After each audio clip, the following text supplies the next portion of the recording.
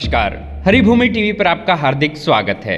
28 जनवरी की देर रात प्रयागराज के संगमनोज इलाके में भगदड़ मचने से हड़कंप मच गया। प्रशासन के मुताबिक इस हादसे में 30 मौतें हुई, जबकि रिपोर्ट्स के मुताबिक संख्या 35 से 40 बताई जा रही है। 29 जनवरी को मौनी अमावस्या का शाही स्नान पूरा हो गया, लेकिन इन मौतों के लिए जिम्मेदार कौन है, ये सवाल अब भी बना हुआ है। आइए जानते हैं कि आखिर किन गलतियों की वजह से ये भयानक हादसा हुआ, इसके लिए किन अफसरों को जिम्मेदार ठहराया जा रहा है और क्यों। जाने महाकुंभ में मची भगदड़ की पूरी कहानी। अगर भगदड़ से पहले की एक एक कड़ी जोड़ें तो सारी कहानी साफ होती चली जाती है। पता चलता है कि भगदड़ किसी एक की गलती की वजह से नहीं हुई, बल्कि बीते 2 दिनों से चल रही गलतियों का नतीजा थी। साल भर की तैयारियां और 7,535 करोड़ रुपए खर्च करने के बावजूद कुंभ में व्यवस्थाओं की पोल खुल गई। हादसे की जिम्मेदारी संभालने वाले 5 अहम अधिकारी लापरवाही के कटघरे में खड़े होते हैं। जांच कमेटी गठित कर दी गई है। हालांकि जांच रिपोर्ट आने के बाद ही साफ हो पाएगा कि इस हादसे के लिए कौन कौन लोग जिम्मेदार हैं। 27 जनवरी से ही प्रयागराज में भारी भीड़ उमड़ने लगी थी। 29 जनवरी को मौनी अमावस्या होने के कारण करीब 1,60,00,000 लोग पहले ही मेले में पहुंच चुके थे। इसी दौरान मेला अधिकारी विजय किरण आनंद ने वायरलेस मैसेज भेजकर पांटून ब्रिज नंबर 7 को अचानक बंद करवा दिया। इससे ही भगदड़ मचने की पहली वजह मानी जा रही है। गौर करने वाली बात यह है कि भगदड़ मचने के 17 घंटों तक मेला प्रशासन की ओर से भगदड़ में कितनी मौतें हुई, इसकी जानकारी तक नहीं दी गई। कई श्रद्धालु अपने परिजनों की तलाश में रोते बिलखते मेला क्षेत्र में भटकते नजर आए। प्रशासन ने ब्रिज नंबर 7 बंद करने के बाद भीड़ को 5 घंटे तक रोके रखा। इंतजार कर रहे लोगों के सब्र का बांध टूट गया। लोग गुस्से में आ गए। लोगों ने जब देखा कि एसडीएम सदर की गाड़ी के लिए पुल खोला गया तो श्रद्धालु उग्र हो उठे। अफसरों के साथ वहां मौजूद श्रद्धालुओं की झड़प हुई और भगदड़ मच गई। इसी दौरान पांटून ब्रिज 13, 14 और 15 खोलने पड़े। कई वीडियो सामने आए हैं जिनमें लोग वीआईपी मूवमेंट के कारण कई किलोमीटर पैदल चलने की शिकायत कर रहे थे। आइए जानते हैं किन अफसरों को जिम्मेदार माना जा रहा है और क्यों। मेला अधिकारी विजय किरण आनंद को भीड़ का अंदाजा होने के बावजूद उन्होंने समय रहते अतिरिक्त पुल नहीं खोले। एसएसपी राजेश द्विवेदी की जिम्मेदारी संगमनोज इलाके में भीड़ को नियंत्रित करने की थी, लेकिन सुरक्षा इंतजाम नाकाफी थे। महाकुंभ के डीआईजी वैभव कृष्ण ने सिर्फ सतर्क रहने की वीडियो अपील की, लेकिन ग्राउंड लेवल पर कोई ठोस व्यवस्था नहीं की गई।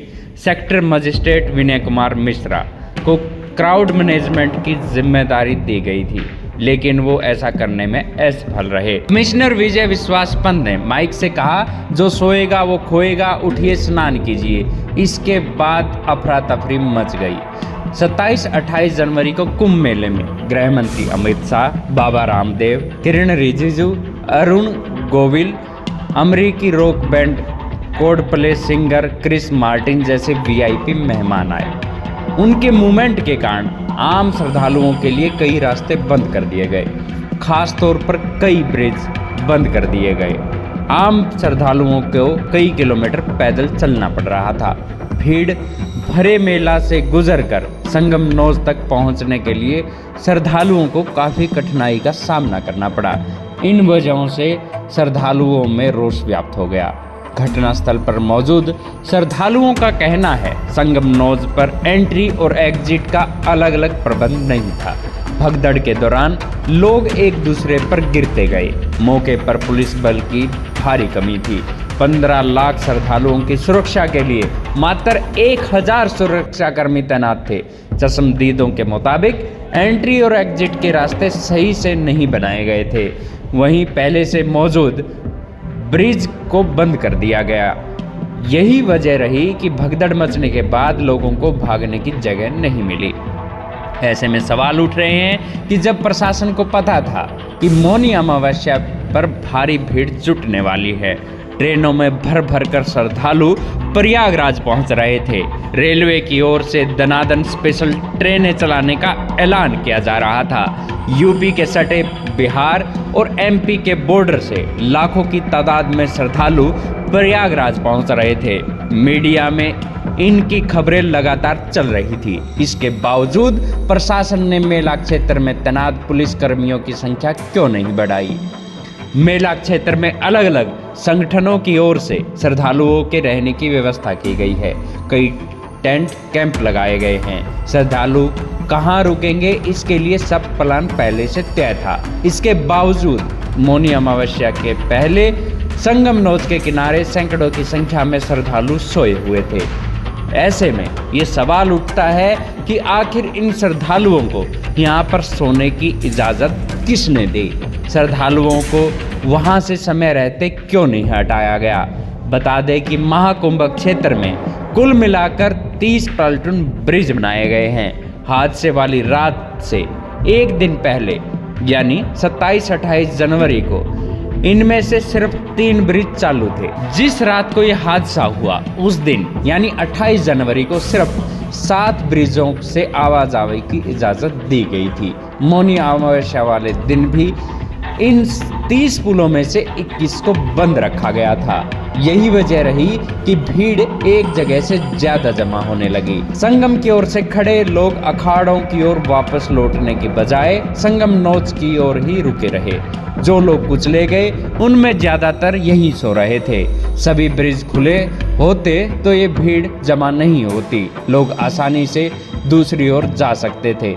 कमिश्नर विजय विश्वास पंत ने भगदड़ के कुछ घंटे पहले ही श्रद्धालुओं से संगम नोच खाली करने के लिए माइक पर घोषणा की थी। उन्होंने कहा था, जो सोएगा वो खोएगा। अगर आप पहले आ गए हैं तो सोइए मत, उठिए, अमृत की धारा में स्नान करिए। ये मौका दोबारा नहीं मिलने वाला। दावा किया जा रहा है कि विश्वास ने माइक पर चीखते हुए ये भी कहा कि मेले में भगदड़ मचने की संभावना है। ऐसा बताया जा रहा है कि विजय विश्वास पंत के इस ऐलान के बाद श्रद्धालुओं ने बैरिकेड तोड़ दिए। सोते हुए लोगों को कुचलते हुए आगे बढ़ गए। प्रशासन ने हादसे के बाद जांच के आदेश दिए हैं।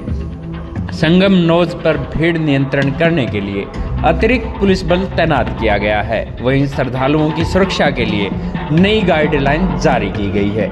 जांच के लिए कमेटी गठित कर दी गई है। ड्रोन और कैमरों से निगरानी की जा रही है। सरकार ने घायलों के इलाज का पूरा खर्च उठाने का ऐलान किया है। हर एक मृतक के परिवार को 25 लाख रुपए देने की घोषणा की गई है। जो अफसर मौजूदा समय में मेले की देखरेख कर रहे थे उन्हें दूसरी जगह भेज दिया गया है। अनुभवी अफसरों को तैनात कर दिया गया है। आपका इस पूरी भगदड़ के बारे में क्या कहना है, हमें कमेंट बॉक्स में ज़रूर बताएं।